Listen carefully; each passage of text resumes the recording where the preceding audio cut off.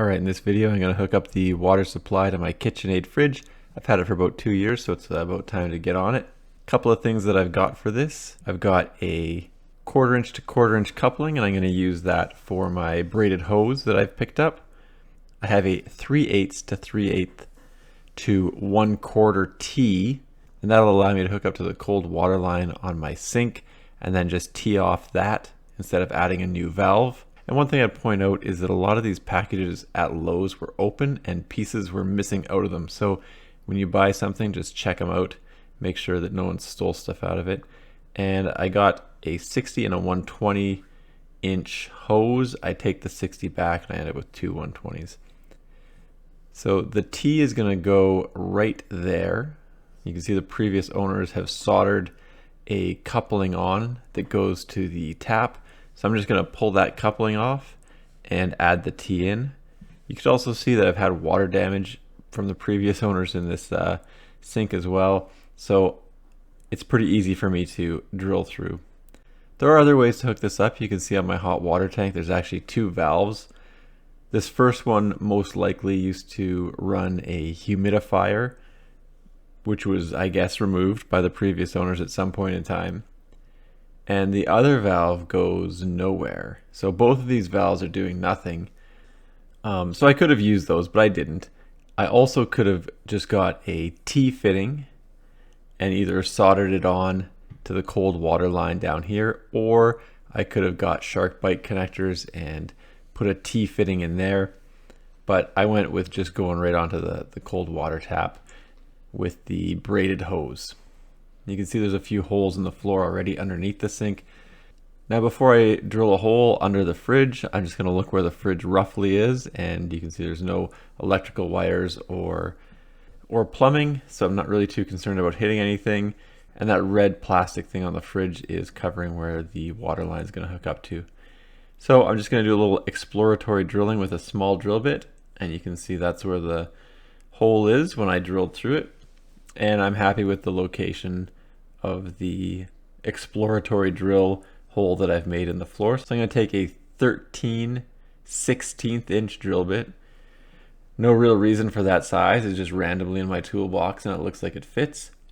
And I'm going to punch a little bit of a hole through the drywall just so I don't hit the tile floor. I'm going to drill the 13/16 inch drill bit through the floor. There are rubber gaskets in the couplings for these braided hoses, so you shouldn't need Teflon tape. You should just be able to screw it on and tighten it up with a pair of channel locks, and that should be good.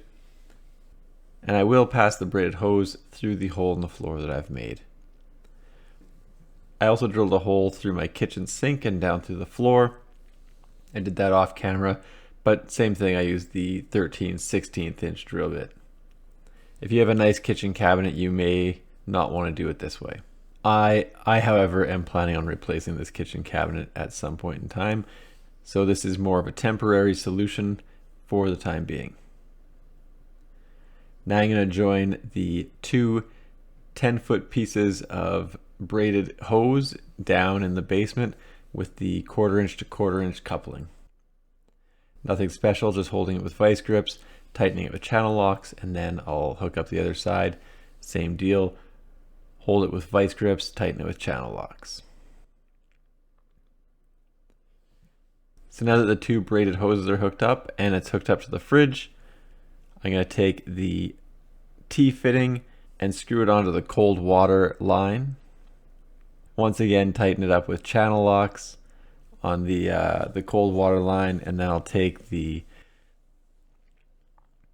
3/8 inch coupling that goes to the cold water tap in my kitchen sink and put that back on. Once again, tighten it with channel locks. And the last thing I need to do is take the 1/4 inch hose and attach it to the T fitting. Then obviously take the channel locks, tighten it up. And that's it. It's good to go. So I will now turn the cold water back on. And that should charge up the line to the fridge as well as allow the sink to function again. So I'll get someone to turn the water on the fridge and fill a 2-liter jug, and then I'll come back, check all the lines, make sure nothing's leaking. So on the fridge side, it's good to go. Come over here to the T fitting by the tap that I put on, No leaks there. And then go to the basement and look at that fitting. And no leaks there, so everything's good to go. Now off camera, I do secure the braided hose to the floor joists using these copper plumbing straps.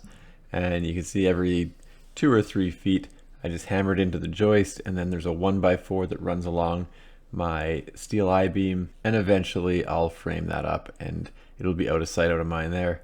So the family's excited that after 2 years the water works, and the kids are happy the freezer poops out little ice cubes. Anyway, thanks for checking out my video. Don't forget to like and subscribe.